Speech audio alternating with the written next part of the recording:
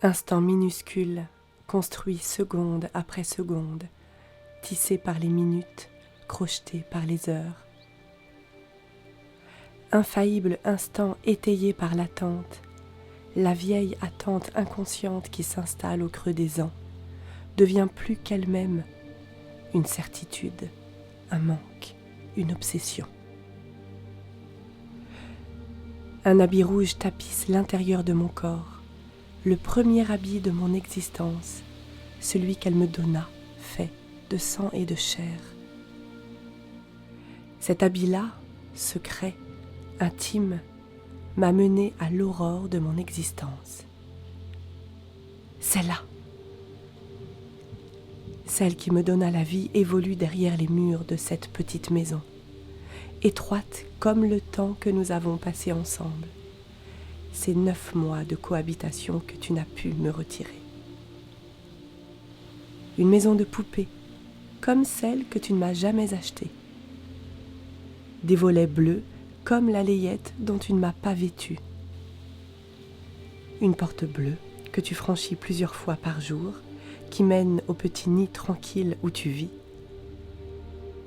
On y aurait été au chaud, toi et moi, si tu n'avais pas, si tu ne t'étais pas contenté de laisser ton corps agir, si tu avais pris la relève de ton utérus, plus doux que ton bras qui ne m'a jamais porté, que ta main qui ne m'a jamais caressé, que tes lèvres qui ne m'ont jamais embrassé.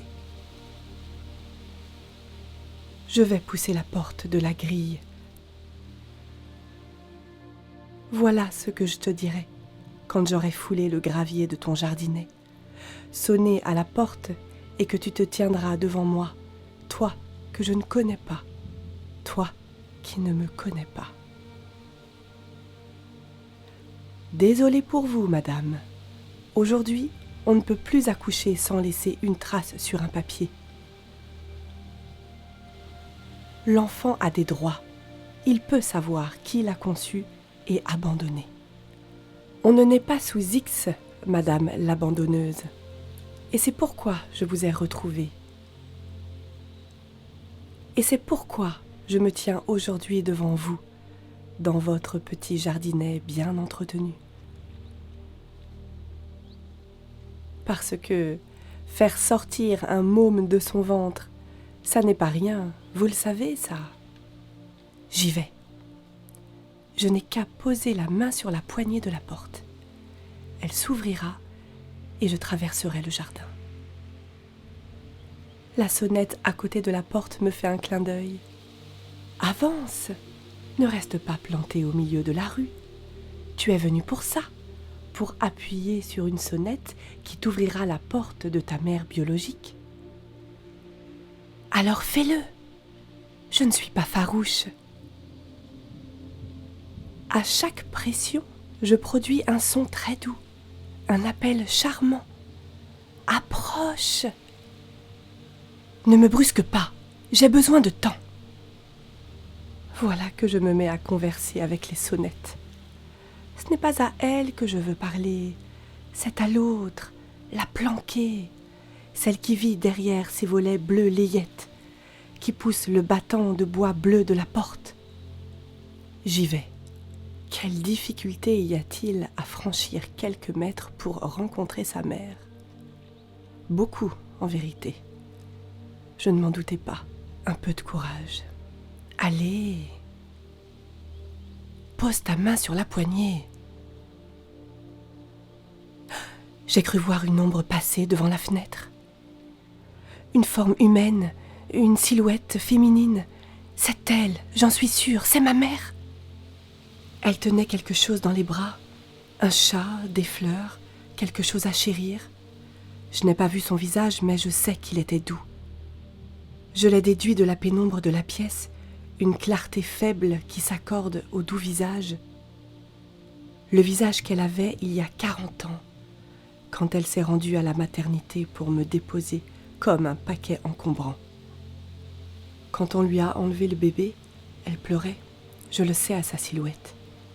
Elle n'avait pas d'argent, elle ne pouvait pas m'élever, Ses parents l'avaient fichu dehors. Le père, mon père, avait disparu. Alors bien sûr, elle a choisi pour moi ce qui lui semblait le mieux. Une vie d'adoptée. C'est bien aussi. Elle se demande souvent ce que je suis devenue. Elle imagine des choses. Elle espère sans doute me voir. Elle se dit, un beau jour, elle frappera à ma porte et on se retrouvera. Je vais franchir le jardinet, pousser la sonnette qui attend depuis si longtemps et lui dire « Bonjour madame, je suis votre fille. Je ne vous en veux pas. Je sais qu'on n'abandonne pas son enfant sans une raison grave. Je ne suis pas là pour vous juger. Je voulais simplement vous connaître. » Et elle me dira « Comme je suis heureuse de te retrouver, mon enfant. Chaque jour, j'attendais ta venue. J'ai tellement souffert. Me pardonnes-tu » Et nous tomberons dans les bras l'une de l'autre. Fin de l'épisode à l'eau de rose. Les roses, c'est pour son jardin. Je n'ai pas la force de pousser la porte du jardinet. Si elle repassait derrière la vitre, dans la lumière bleutée de sa maison de poupée, avec cette chose dans les bras, son chat ou ses fleurs, enfin, quelque chose qui serait un peu moi, j'appuierais sur la poignée, j'irais embrasser maman. J'attends 5 minutes et je m'en vais. Déjà, un voisin reluque de mon côté pour savoir ce que je veux. Il me prend pour une voleuse, alors que je ne suis qu'une enfant abandonnée. Encore 3 minutes. Passe donc, maman. Passe donc devant la vitre avec ton bébé dans les bras. Passe, que je me regonfle le cœur, que j'accorde au tien les palpitations de ma gorge, que je retrouve ce cordon coupé en traître. Encore 2 minutes.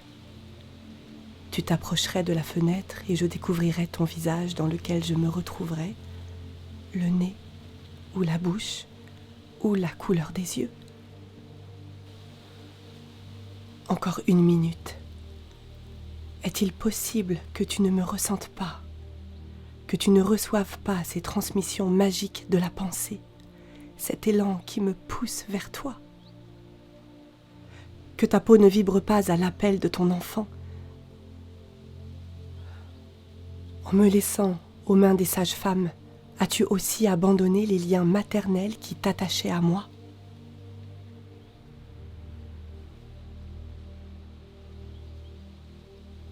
Les 5 minutes sont écoulées. Je repars, maman. Tu vois, je repars. Je quitte la maison de poupée au volet bleu layette. Le jardinet choyé, la sonnette impatiente, la seule qui pouvait nous réunir si j'avais eu le cœur, le courage, si j'avais été sûre, si je n'avais pas eu peur de l'erreur, peur de perdre ta présence encore une fois, peur que tu ne m'aimes pas, peur de cet instant minuscule construit seconde après seconde. Je reviendrai.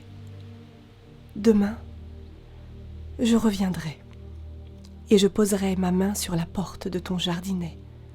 Demain, l'instant minuscule, construit seconde après seconde, me portera vers toi.